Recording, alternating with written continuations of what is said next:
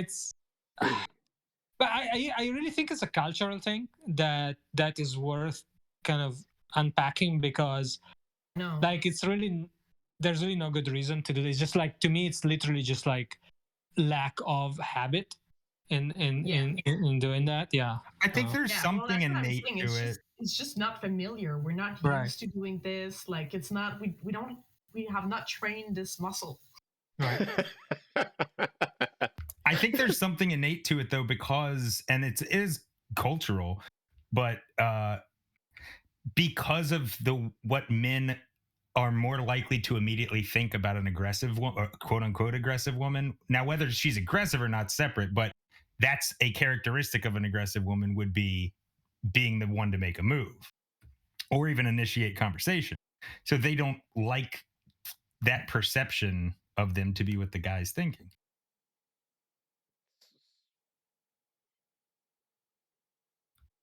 But shouldn't that work when it comes to a woman? That's what I don't understand. Like, it should work. What do you mean? Like, if a woman is being aggressive towards another woman in that sense, like being the one to initiate, isn't that a good thing? Mm-hmm. Isn't that what women are looking for someone to initiate on them? So if it's a woman on woman, just one of them initiating should just automatically just be like, sure, hey, you know, and that should initiate the whole entire conversation, shouldn't it? You know what? I can't even pretend to know jack shit about woman on woman.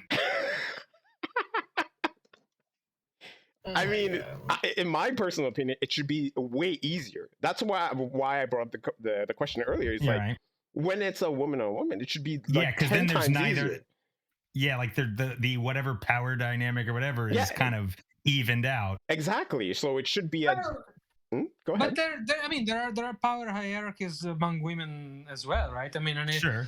And it can be, both even on the physical side, but also on the, whatever job you have, and and so on. So yeah, but that means nothing in an approach. If you're approaching someone, that means nothing. Like, it doesn't make a difference. It doesn't make a difference. You're approaching the person because they're visually appealing to you. Now, you can either be rejected or accepted by the person. So there is no like, I work as this. About? What? Are you saying that you're not going to be able to make guesses about the social status and so on of a person just by looking at them? Okay, that's the thing. I'm saying, like, why would you even give a shit? Like, you want to. Well, but it's not that you give a shit. It's just I mean, your mind works like that, right? I mean, no, it's not something you're choosing. You're not choosing to give a fuck. Your mind is all the time. It's calculating risks, right? Like, it's saying, okay, am I safe here? Am I comfortable? Do I like this? Like, there's all these things going on in your mind, right? That work just because. Yes, it's like choosing what you're intimidated by or attracted to or any of that shit. Like, it's just not a thing. This is a flaw from human design. This is society designing humans to be flawed. That's the problem I see. I don't go through any of that shit. It's a societal thing. This is like literally just like your brain. That's why we survived in the fucking savannah. Yeah, it's a defense mechanism that grew over time, developed over time. Yeah, well, our ancestor creatures just bent them over and impregnated them, but we've evolved. I don't think it's a good evolution, though. Let's put it that way, because I mean, you prefer the bend them over and impregnate them? No, not even. I'm just saying, the way humanity is developed, it seems pretty shitty, no matter what. Well, it has brought to you, so. There's plenty of non-ideal things, sure, but. We are what we are, man. I would rather talk about, though, like what I think we are as creatures than what I think we should be. Okay, then what are we as creatures then? How about that? Well, that's what we were just discussing. We're scared.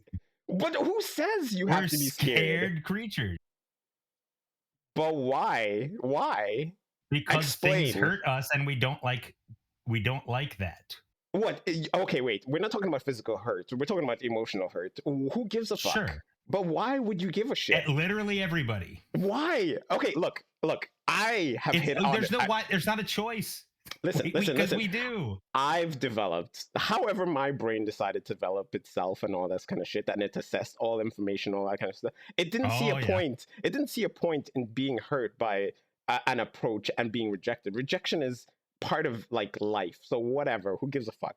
I've approached probably a shit ton of girls in my lifetime, and I've been rejected by a shit ton, and it never fazed me once.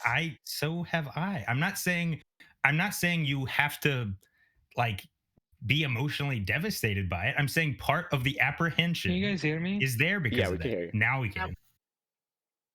It's just part of the apprehension is there because of that feeling. So like, no, it shouldn't be a big deal, but it is sometimes to people. And that's just the way it is. Whether we think it's reasonable or not. I mean, ideally, you could just not give a fuck at all. I guess, and that would be, but even then, those things are there to protect us, just like pain is there so we don't just break our bones willy-nilly. True. Yeah. Like if we're embarrassed in front of the tribe and they think we're a piece of shit, we don't want that. We want our tribe to like us. Yeah, but I don't give a fuck about the tribe either. I just want to be me, right? I don't allow Well, I know, anything. but that's why, but your ass wouldn't survive. Your ass would be left. We'd leave you in a hole up to your shoulders. That's why you're in your room, like snugly covered in a freaking silk robe, and talking into the void, thinking that it's a podcast.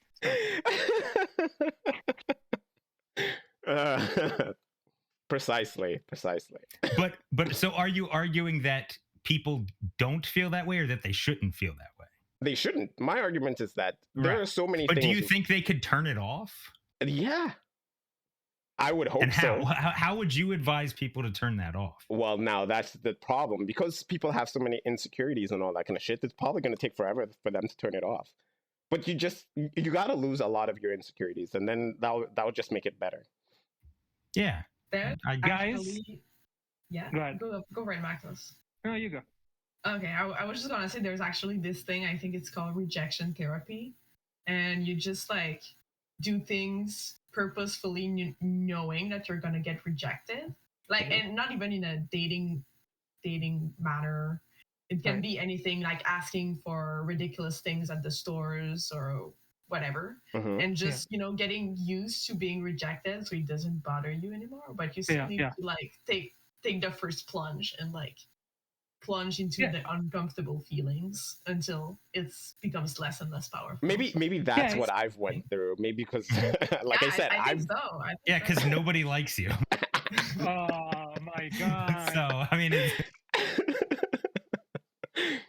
hey, I can be likable sometimes. After so many, I mean, I like you, but nobody else does. But after so, I assume Larry does, but we don't really know for sure. We haven't talked to her.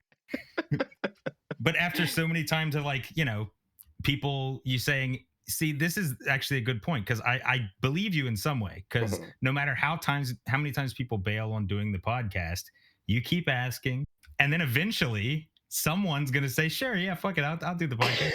No matter how many times they bail, he's gonna keep asking, and I appreciate that. You're gonna find someone desperate, like us. I actually enjoy doing these. It's just that we're busy. We have lives. So sometimes it doesn't work out. And that's why I'm not hurt by it, because I know I'm asking you guys to do stuff outside of your ordinary lives, and that's where I understand if you can't do it, and I'm like, okay, whatever, no big deal, And that's why we're gonna get a fat check in the mail. Right. Oh, you bet. You're exploiting us. Hey, what do you think friends are for? You're supposed to use your friends, use and abuse your friends while you've got them, right? So come on. That is true. I do agree on that. Yeah, that's fair. Yeah. Anyway, my point it's a two-way street. Sure. My point here is that it's that at least friends are a street with two-way ins. Okay, two ways in. Okay, that's a bad joke. No, I think we should all focus on getting Marilu to have more success with women. I think that should be our project. I agree. There you go. I agree, but now it's a little tricky in my life to fit that in. Why? What's going on? Because I have a serious dating partner currently. I'm sure he would probably participate. Okay. We've actually talked about this because I was like, oh really? I mean, we not in that way, because right now, like, honestly, I'm not interested in dating more than one person at a time, because that sounds just excruciatingly exhausting, and I don't have time and I don't have energy for that. Okay. But I don't know what we were talking about, but he knows that I'm interested in women and everything. And I was like, yes, sometime in my life it's important for me to like have this experience. And he just said, I mean, if that's really important to you, then we can talk about it and maybe like make an arrangement for it, make boundaries and everything, of course, but try to he could find a way to make to give you the opportunity to experience that. I was like, oh, that's really nice actually, but right now, I'm good. Maybe now let me ask you this: how would you feel? How would you feel about that in reverse if he said to you, I always wanted cocks in my ass, but I never really blah blah blah. Why don't you? Well, he could word it differently, but I'm just saying, like, if it were reversed, how would you feel? I think that would be a very interesting scenario, and I think it would actually make me more like, if we decide that like, okay, let's go try and have like our experience with the same sex that we've never had for XY reason, and just go on each of our own little journeys and like kind of check back in and be like, oh yeah, I have like a date with a guy like in a week. That would be really interesting. It would like, I mean, I don't have a date with a woman yet, but maybe then meet a week after that or something like that. I think that would be really hilarious, like a little project. I just want to clarify. I'm not interested like in doing this like right here and right now. But maybe if life happens in a way that like we're together for a really long time, and I'm starting to have like existential crisis of like, oh my god, like I'm getting old and I've never dated a woman. Then maybe I'll talk about it. But for now, I'm good. It's not like I don't have this sense of urgency. It's just like in my life, I want to experience it. How would you feel about him doing a sort of, like sister wife situation where you guys can fuck too? Well, a guy has a bunch of different wives, but usually they're not bi or whatever, so they're not fucking each other. They're just jealous. But if they were all bi, how would you feel about that scenario? Polygamy. I mean, I'm not polyamorous or polygamous, so I would not really be comfortable. But you're also fucking them, so it's kind of just a throuple or however many quadruple, however many. Yeah, but no, like I said, I'm not interested in having multiple relationships. Like one relationship is time consuming and energy consuming enough. But do you think I don't have the space to handle more than one like serious relationship? Okay, what if they were both very low maintenance people? Like you didn't have to really do any relationship maintenance. It just took care of itself. Is that really the factor that makes you uncomfortable with it? I don't know, but also like at the same time, like if I look in my like relationship history, when I'm in a relationship, I'm not interested in dating other people. Like I've never but what if it's a friend with benefits?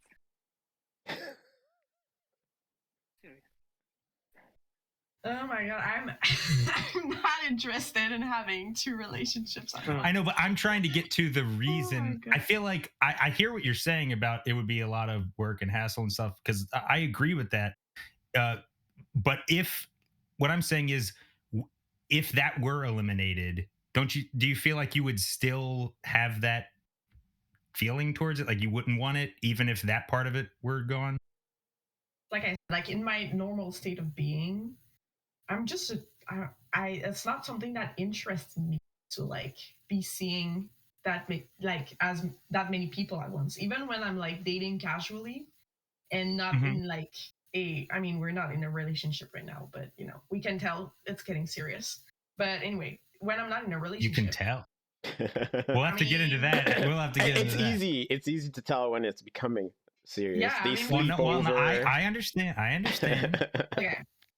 But anyway, even when I'm dating casually and just like, for example, on dating apps looking for friends with benefits, like I'm not interested in getting in a relationship. Usually, I'll go on a couple dates with multiple people, but I'll usually find one person that I'm interested in and just, once it's established that it's working out great with that person for that purpose, then I'm not interested in seeing other people than that person, even if it's just a friend with benefits. You know? Okay, but you see, Marilu, that's creepy because you're pretending that you just want to fuck these people, but really you're trying to have a relationship with them. So that's creepy. No. I'm not. It's very dude-like of you. No, but I don't ask for exclusivity. I don't ask for exclusivity. Like, they can go see other people if they want. If it's casual and everything. It's just for me personally, like I prefer having one partner where we can like build something and like have benefits. I think would you put a stable partner. If you knew they were actively seeing other people while you're seeing them, though, would you put them in a different category in your brain? Like, if you saw them as a potential long-term thing, but then you knew they were seeing other people, would you put them in the category where it's like, okay, I guess it's not that? I mean, I would have a conversation. Like, if I would start to catch feelings or something, I would just have a conversation. Or if I was not comfortable anymore with the no exclusivity thing. Right. No, have a conversation. No, I understand. I mean, that makes sense. I'm just saying, would you be more likely to not have, let's say you liked two people equally, and one you knew because they told you they were just seeing you, and one was seeing multiple people, would you be more likely to have that conversation with the person that's only seeing you? Like the exclusivity conversation?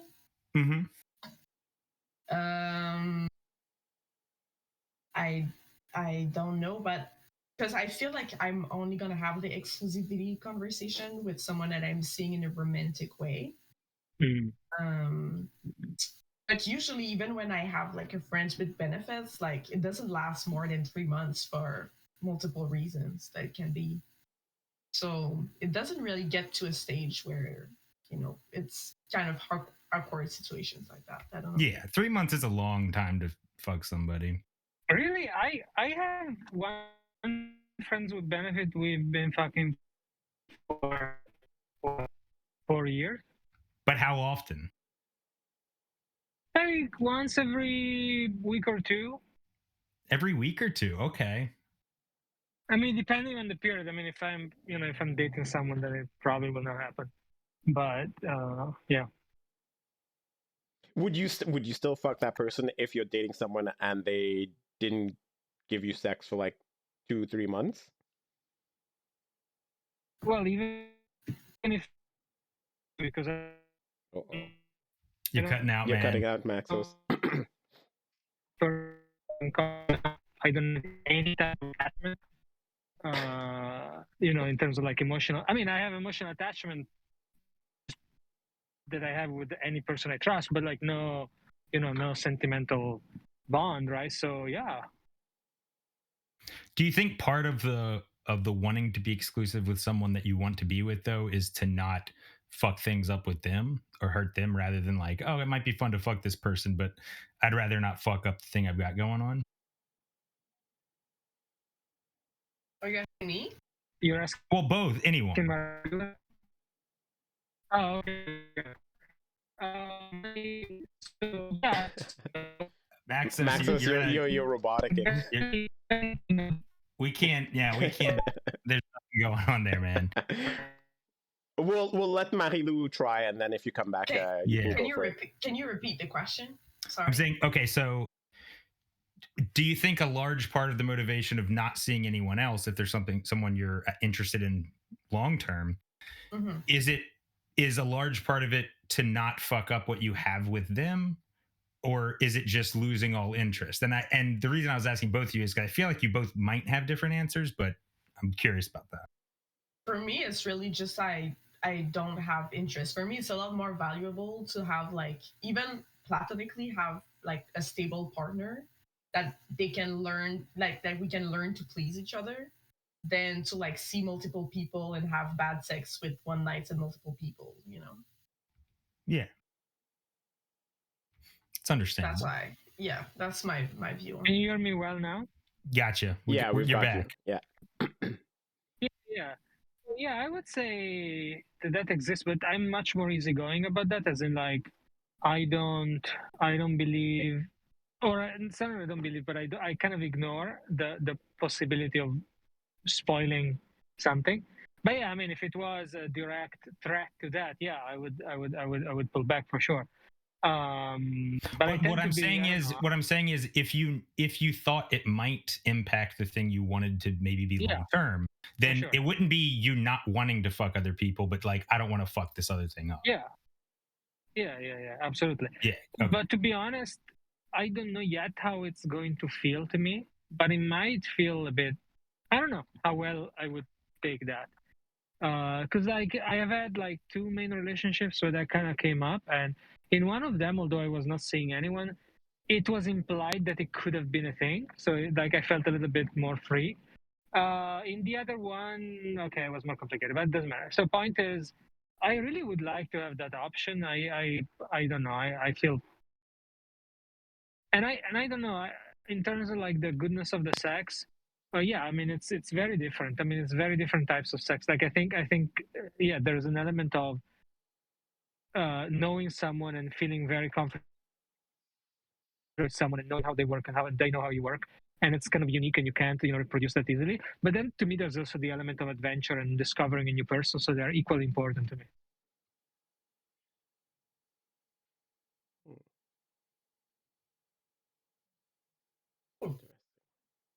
And I think you guys lost me. Oh, well. No, we didn't lose you. No, everyone's pondering what you said. we are speechless. Yeah, but it's interesting. I think it's very it makes sense.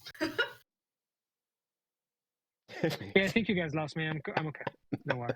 We didn't lose you. Oh, you didn't? No. Because I didn't hear you for a long time. So. Oh, maybe you lost us instead. Yeah. All right, Darnell, steer the ship. Yeah, I was about to say. So, Daniel, what about you? What are your concerns about relationships? Because you seem to have a difficult time wanting to be in a relationship with an individual. No, I mean I've had 2 long-term relationships. Yes, in the past. Most of my adult life has been in a relationship.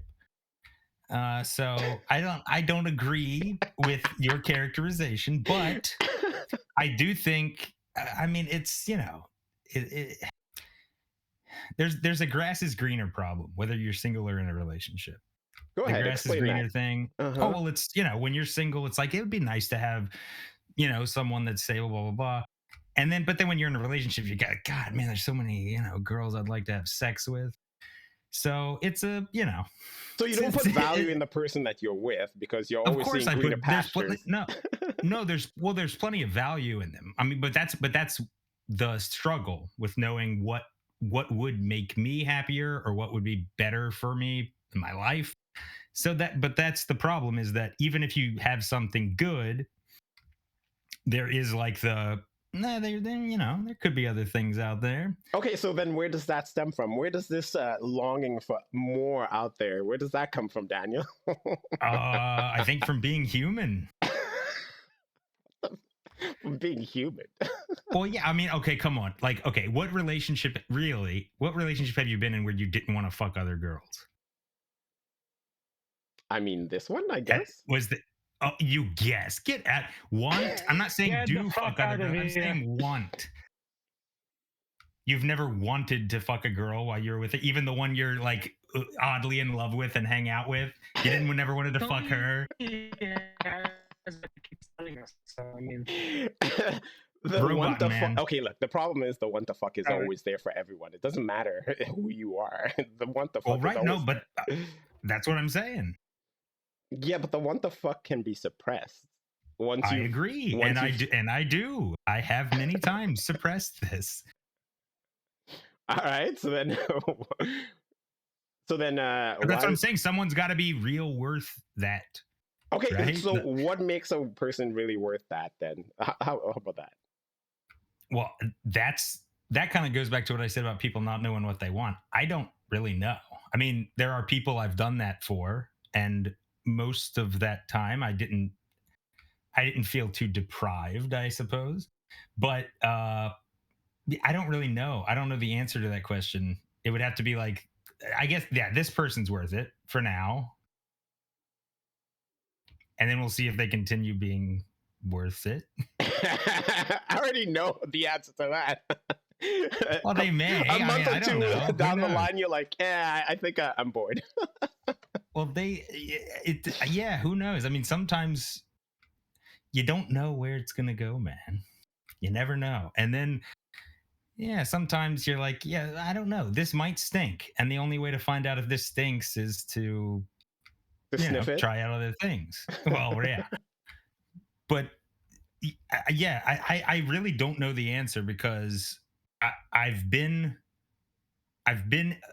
appealing to me from a bunch of different types of situations. Like, would this make me happy? I don't know. Long term, because anything can be good for a short period of time. Not literally anything, but a lot of different things can be good for a short period of time.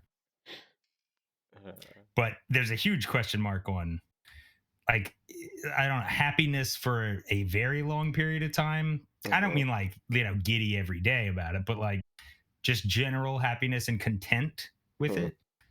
I don't know what the recipe for that is for me. And it's different for everybody to some degree. But I don't know. I don't know what here's the list of things that would make that.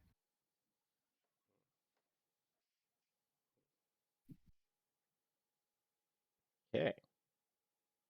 So because the part of the problem is like, excitement's cool and you like, a little bit of insanity and like, but at the same time you want, your girlfriend to be sane, right? So that's a problem because it's like, okay, how are you going to find the perfect balance of you're crazy but not too crazy? You know what I'm talking about. Do I? Probably. We lost Maxos. Yeah. I understand. Like, I understand what you mean. Like, you want someone who's compatible with you, but also someone completely different in some extent. So their craziness someone that's interesting, but yeah. No, it's interesting, but not nuts. Totally. Because it's easy to be just interesting. Interesting's easy, but interesting plus a suitable partner is a totally different thing. Okay, I lost you for a while, you guys. Can somebody summarize what Dan's problem is? Yeah, Mary Lou summarized what I just said because he wasn't paying attention at all. Basically, he thinks that every woman is crazy and he needs to choose one woman that is not too crazy to get He's in such a bad job. No, Darnell summarized. Got it. Now let's see, Darnell. What did you take from what I just said? Basically, finding the right balance for Daniel is very difficult due to the fact that, he always finds enjoyment for short periods of time, but finding someone who will, last the what's that expression? The something of time there, the duration of time or some shit like that, where basically the passing of time. Yeah, something like that. Time. So if that's where the difficulty part is, and at the same time, Daniel doesn't exactly know what he wants to some extent, right? Like he needs to see the variations of crazy out there. Well, is that a good summary, Daniel? That was better than Mary Lou. Well, I don't know about that, but I think that's because he's the usual, air-headed, artist who has his head in the clouds at all times, and is very vain. So I think that's what it is. It's hard to disagree. I don't consider myself an artist, but I suppose I am. I'll tell you what. More like an artist.